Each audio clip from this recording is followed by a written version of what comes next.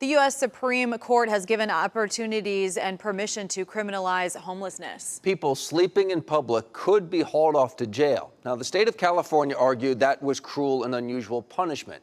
NBC2's Dave Elias is looking to what impact it could have here.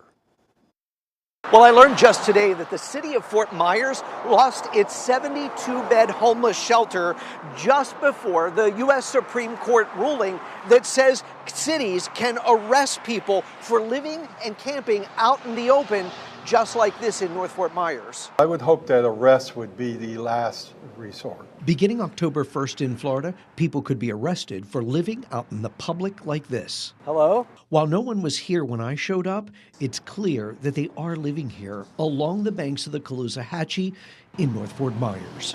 People are homeless for a variety of reasons. Percentage is mental health issues.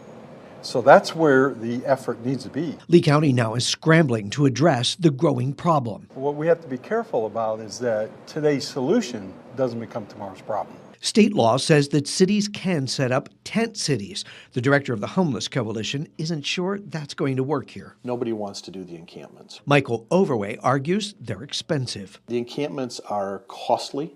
On average, we know that it's going to cost somewhere in the neighborhood of about $42,000 to put a person in an encampment for a year. He says affordable housing will prevent more people from ending up here. Folks who are low to extremely low incomes cannot sustain in housing. So they're the folks that are now ending up out on the streets. 25-year-old security guard Keith Fuller, who I met earlier this year, was one of those who couldn't afford an apartment. By the time you blink your eyes, rent's due again. Our Sky 2 drone today saw dozens of people crowding into this Fort Myers rescue mission for a free meal, many camping outside of the homeless shelter. The best approach that we can take is addressing folks' homelessness through housing and treatment services should they need it. Or the homeless will have to stay out of sight to avoid breaking the law.